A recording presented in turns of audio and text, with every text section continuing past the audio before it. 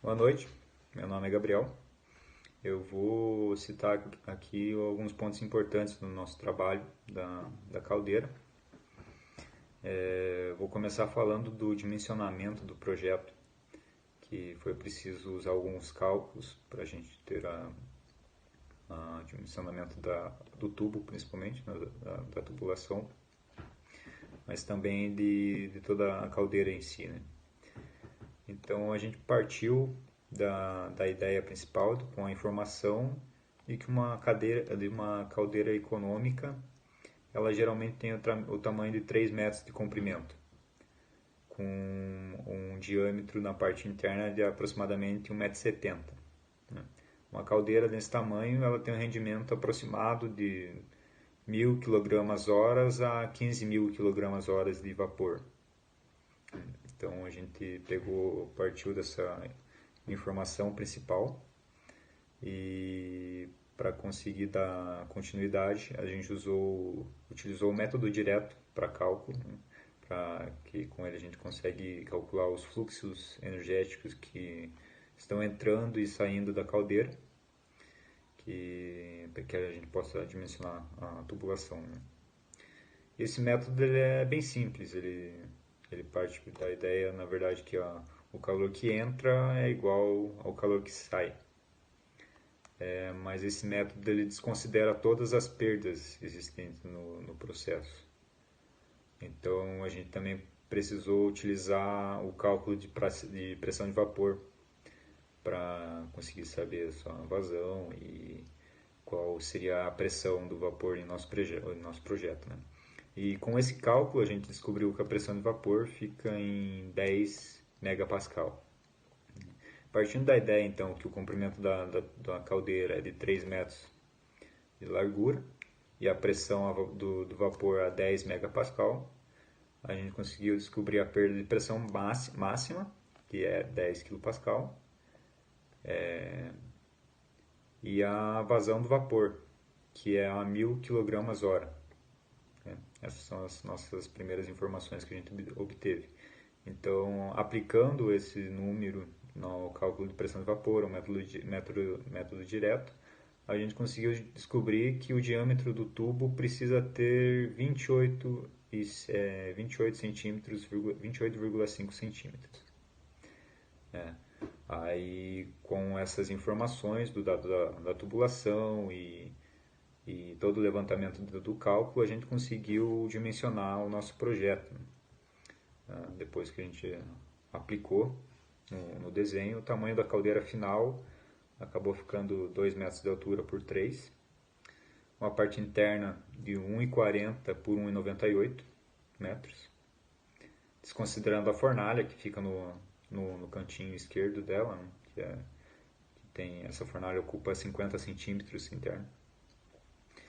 E o diâmetro da chaminé e do tubo, os dois cada um ficou com 28,5 centímetros.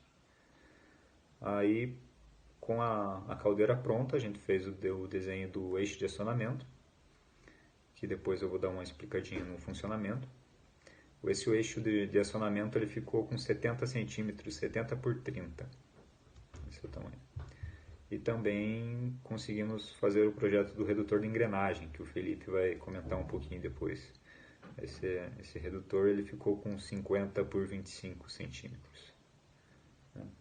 Então eu vou falar um pouquinho do eixo de acionamento, que é o segundo pilar, né, digamos assim, que é a caldeira, e logo depois da caldeira é o eixo de acionamento, né?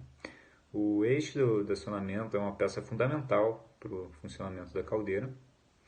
Ele é o componente responsável pela alimentação do redutor de engrenagem. E ele costuma ser usado bastante em motores que fazem um bombeamento mecânico a pistões, né? Que é o método que a gente usou, o método com pistões. Esse eixo ele pode minimizar os gastos com manutenção.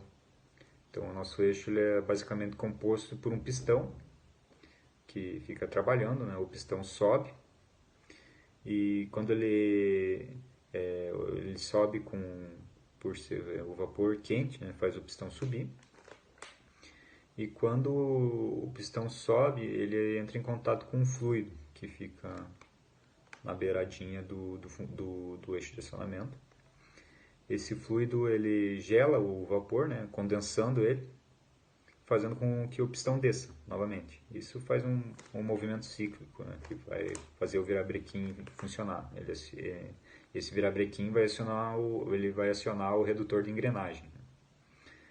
Então a função desse eixo de acionamento, principalmente, né, a função proposta nossa é que o eixo de acionamento ele tem que iniciar a parte mecânica da caldeira, né? É ele que começa a parte mecânica da caldeira, colocando o pistão e o redutor de engrenagem para trabalhar. Assim também, como também ele reabastece a caldeira, né? Porque condensando a água cai e volta para a caldeira, deixando a caldeira úmida e evitando rachadura e outros problemas que pode estar na caldeira. Tá bom? Olá, boa noite. Meu nome é Felipe e eu vou falar sobre o funcionamento do redutor. O redutor de engrenagens é usado na adaptação das características das máquinas, dos eixos de saída e entrada de um mecanismo, sendo composto pelos eixos de entrada e saída, a carcaça, engrenagens e os rolamentos. Os redutores costumam ser peças simples com grande utilidade, sendo elas um conjunto de engrenagens que se localiza entre o motor e o maquinário que vai ser utilizado. Ele absorve o torque disponível pela fonte de entrada e deixando à disposição no eixo de saída um torque maior, só que com muito mais torque e com a potência desejada, podendo variar de um modelo para o outro dos redutores das engrenagens. Olá, eu sou o Jonathan, estou aqui com o nosso grupo apresentando a EPI do sexto semestre, do segundo bimestre, sobre sistema de alimentação de caldeiras, e eu vou falar um pouco sobre o funcionamento do eixo de acionamento da bomba. Vou dar uma ideia base só para que ele serve e qual que é a sua funcionalidade. Vou falar um pouco também sobre o desenho do CAD, que foi o projeto que a gente fez, que vai ser a parte do desenho mecânico e isso daí. E também vou dar a conclusão aí do nosso trabalho, conclusão final. Referente ao funcionamento do eixo de acionamento da bomba. Numa maneira bem básica, o eixo de acionamento da bomba ele é responsável pela alimentação da caldeira. Alimentação de motores e redutores. É uma peça, só falando essa última frase que eu disse, que é responsável pela alimentação, ela é muito fundamental para o funcionamento da caldeira em si. Quando eu penso em eixo de acionamento da bomba, automaticamente já me liga essa palavra de alimentação. Acho que assim, no trabalho vai estar mais detalhado a função dela, bem ao certo, acho que não vem ao caso falar agora, mas no trabalho tá bem detalhado isso daí.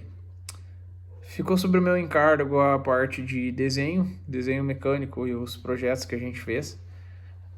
Fizemos ali o projeto foi todo desenhado, tanto o desenho do redutor quanto o desenho do eixo, ele foi feito no software da AutoCAD. Foi feito aí numa escala de 10:1, ambos os dois.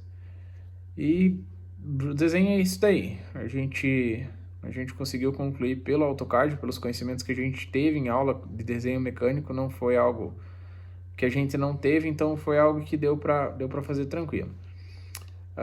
Conclusão do trabalho.